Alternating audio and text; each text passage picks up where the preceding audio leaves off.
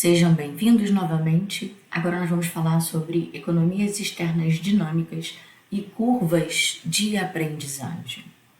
Nesse caso, a produtividade do trabalho aumenta com a produção acumulada, pessoal, e não com o nível de produção em um período. Por exemplo, se um trabalhador produz 1.000 unidades por ano, em 3 anos ele vai produzir 3.000 unidades. Isso significa que no terceiro ano, trabalhando e tal, produzindo o mesmo bem, o trabalhador se torna mais produtivo na elaboração de determinado produto. A produtividade do trabalho aumenta com produção acumulada e não com nível de produção em um período, como eu acabei de falar. Quanto mais produz, o trabalhador se torna mais produtivo. Como vocês podem ver no gráfico, o país estrangeiro tem a curva de custo médio abaixo da do país doméstico.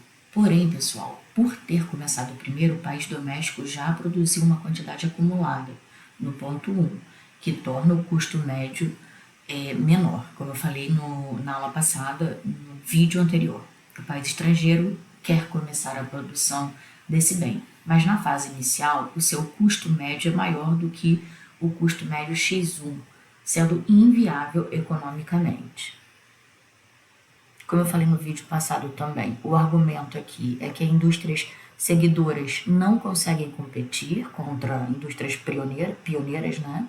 E a proposta, então, é a questão da proteção temporária. Mas é uma questão também delicada, tá? Porque existe o ponto de decidir o que é necessário fazer e como fazer.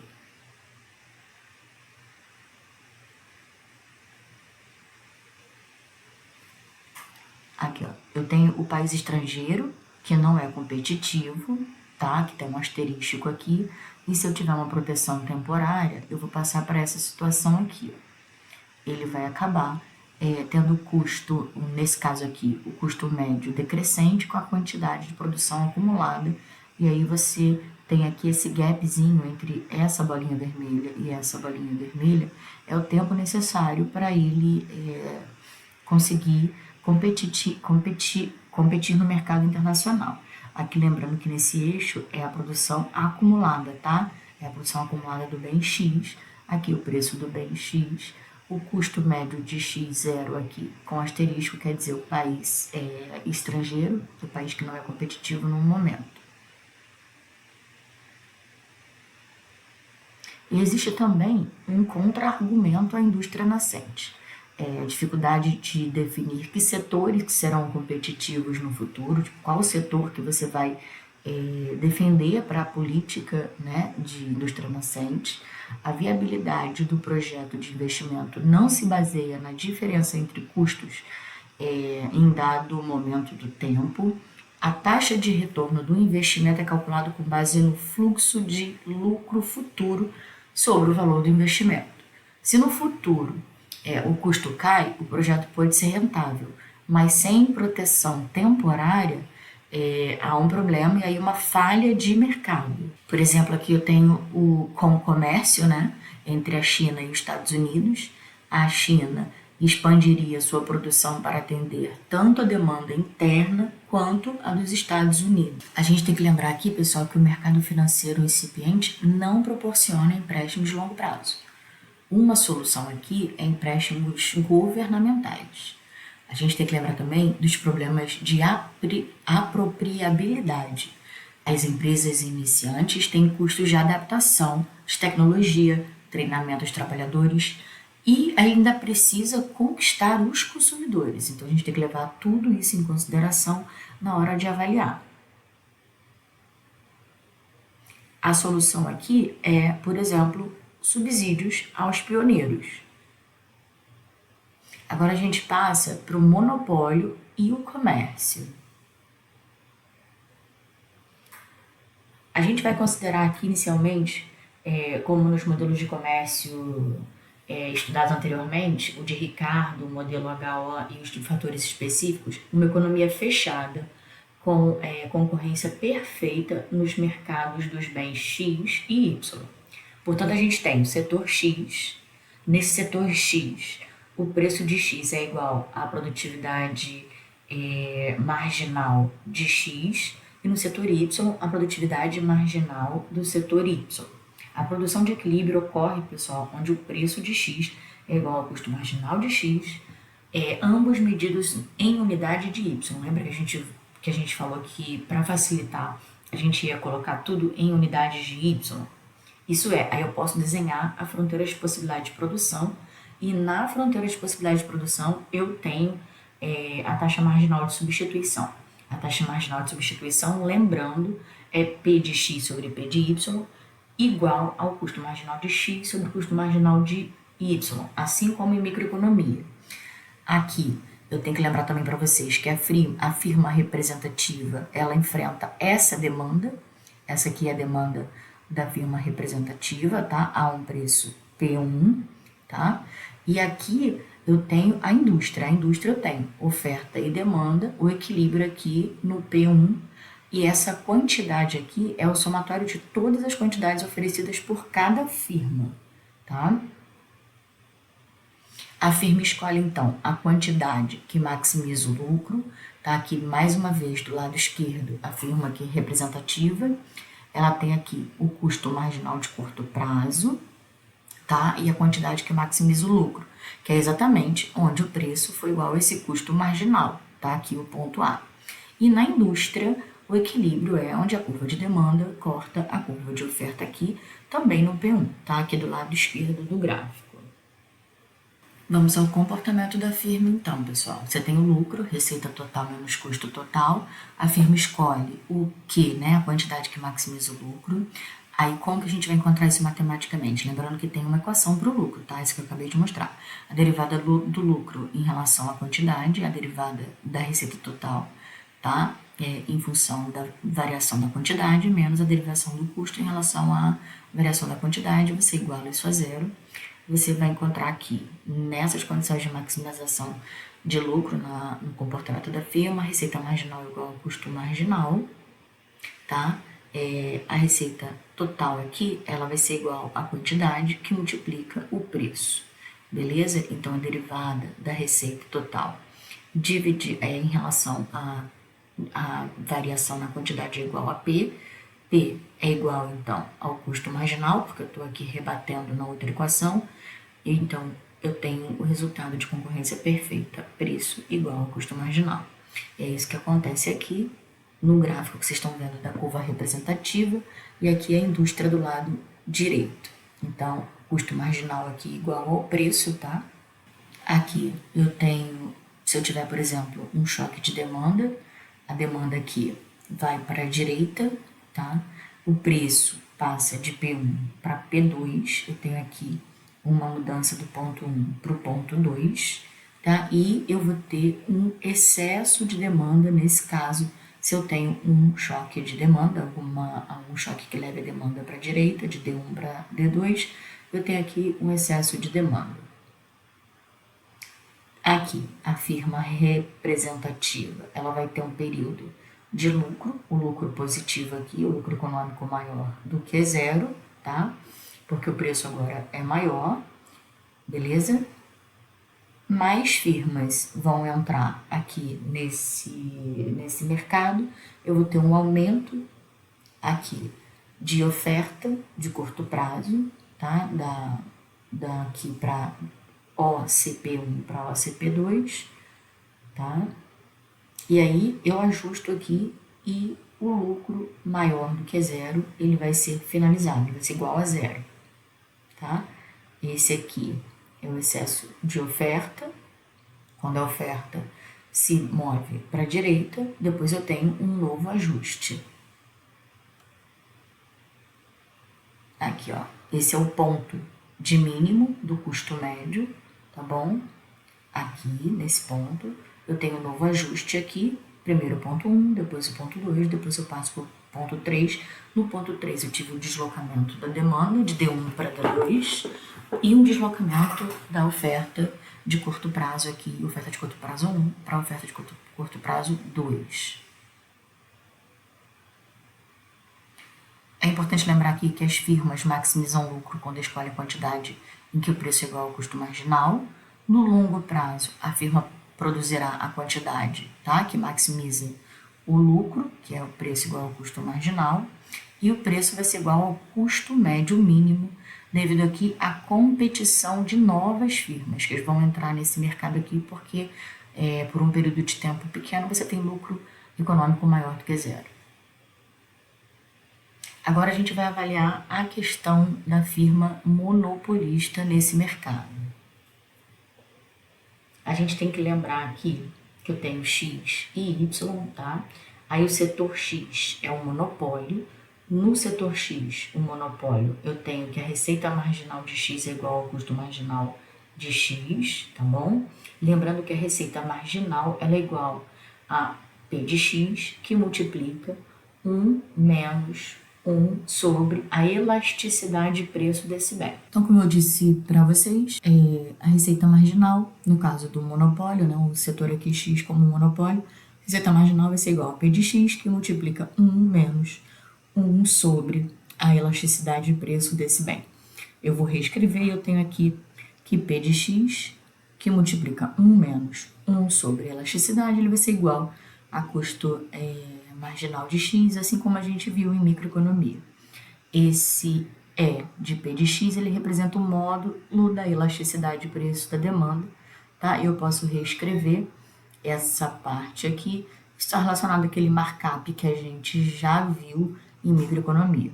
O monopolista trabalha na faixa de elasticidade da demanda positiva e maior do que 1 aqui. Portanto, se o preço de X for maior que o custo marginal de X, isso é, o preço cobrado pelo monopolista será maior do que o custo marginal. Aí a gente vai manter o setor Y aqui como um setor competitivo. Nesse setor competitivo, que é o setor Y, a receita marginal vai ser igual ao preço de Y, que vai ser igual ao custo marginal de Y, tá? A gente vai dividir a equação 1, que eu acabei de falar aqui, do bem X, pela equação do bem Y, que é a equação 2, beleza? E aqui eu tenho a taxa marginal de substituição. Aqui eu não tenho uma igualdade, né? Eu tenho que P de X sobre P de Y vai ser maior do que o custo marginal de X sobre o custo marginal de Y.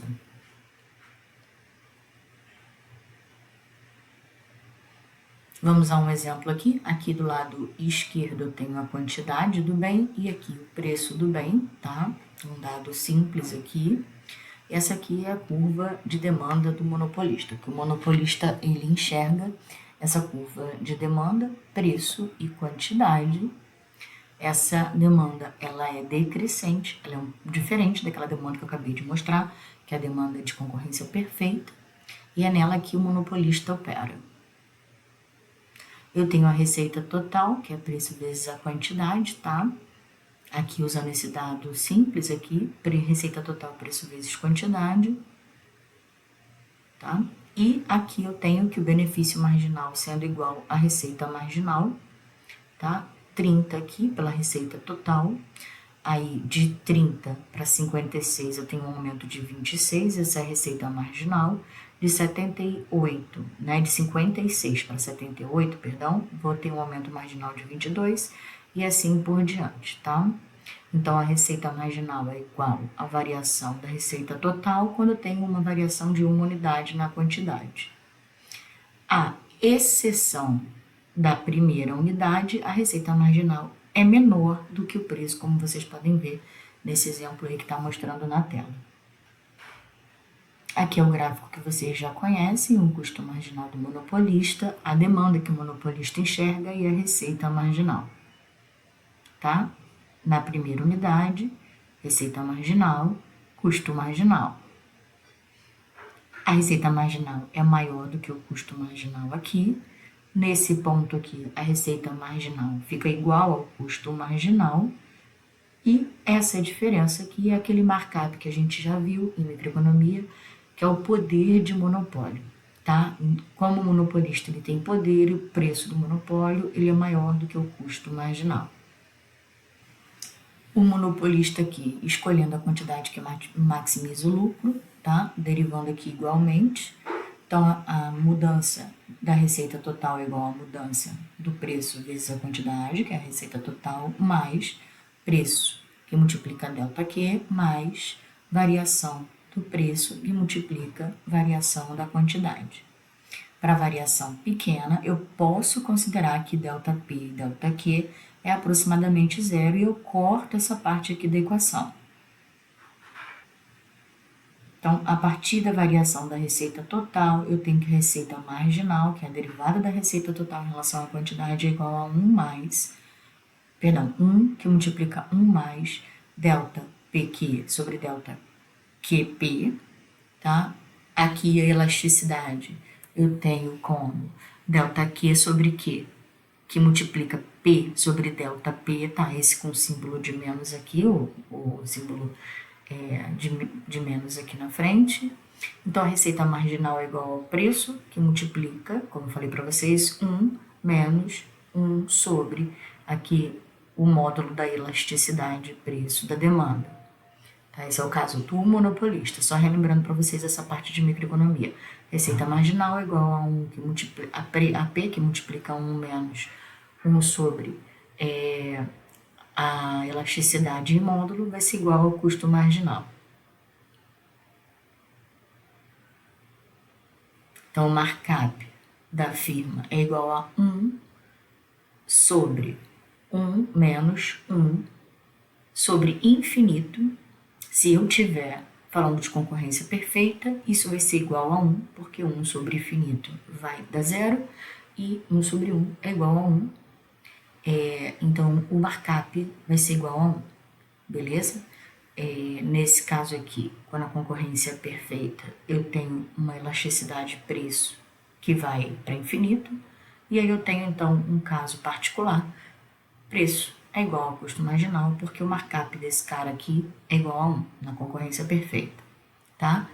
Então esse aqui é o preço do mercado competitivo, a oferta de todas as firmas, a demanda de todas as firmas, nesse caso aqui o preço é igual ao custo marginal, tá? E o benefício marginal é igual ao custo marginal.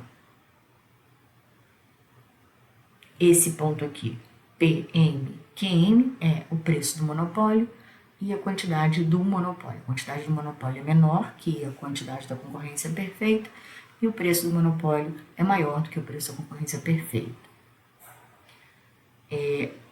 Na questão aqui o preço da concorrência perfeita é menor, quantidade, o preço da concorrência perfeita é menor, tá? Tá aqui P de C, e o preço do monopólio é maior, PM, tá? E as quantidades em concorrência perfeita, a quantidade de concorrência perfeita é maior do que em monopólio.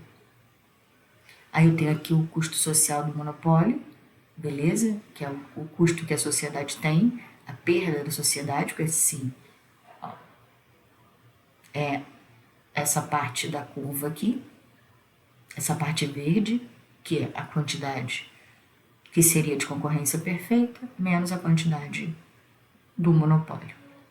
Essa área verde que aparece para vocês, tá?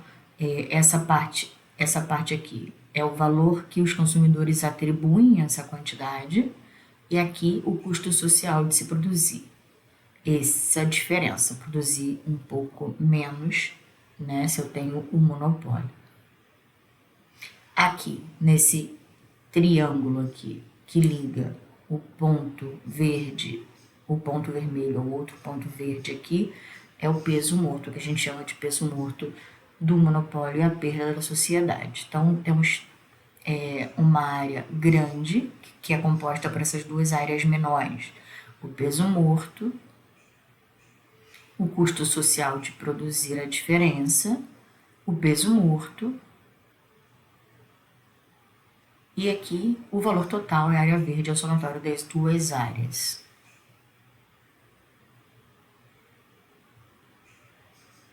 Então, nos modelos anteriores, há uma concorrência perfeita nos mercados dos bens X e Y.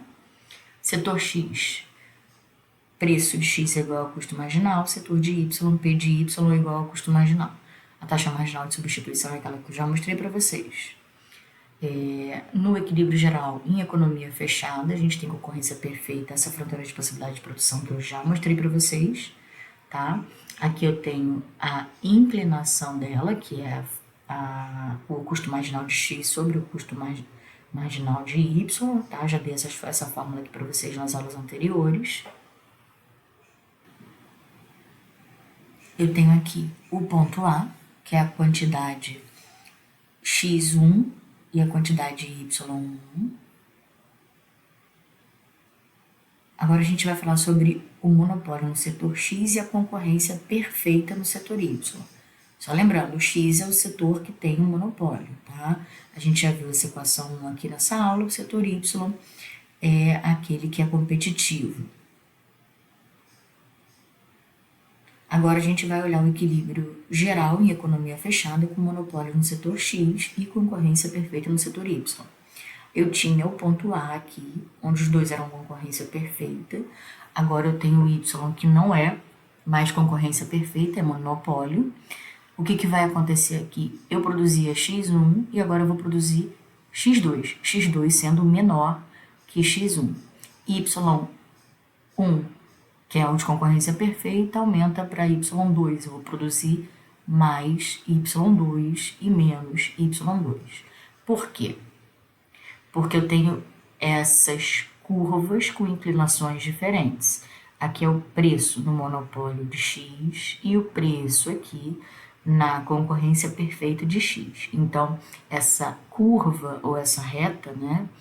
Curva é um modo de falar, a gente sempre fala isso, curva de demanda, curva de oferta e nem sempre uma curva, é uma reta. Mas essa reta aqui de preço, a reta verde, ela é mais inclinada, tá vendo? A inclinação dela aqui é maior do que a outra. Então, o preço do monopólio de X é maior do que custo marginal de X dividido pelo custo marginal de Y. No ponto que, nesse ponto A, o preço da concorrência de X, tá? O preço em concorrência é igual ao custo marginal de X sobre custo marginal de Y. Então, por que a produção de Y cai e a de Y aumenta? Por que isso acontece? O monopolista produz quantidade menor comparado com uma concorrência perfeita e libera, então, recursos que são aproveitados no setor Y, que é o setor de concorrência perfeita, tá? Aí aqui a gente pode olhar esse novo gráfico, tá? Que é o equilíbrio parcial, ele foca apenas no setor X aqui, tá bom? P de X, X, custo marginal de X, receita marginal aqui, demanda, como a gente olha a questão aqui do monopólio, tá? X de monopólio é menor, preço maior, e você libera então recursos aqui para o setor Y, que é o setor de concorrência perfeita. Por essa aula é só, pessoal. Eu espero que vocês tenham entendido e até a próxima aula.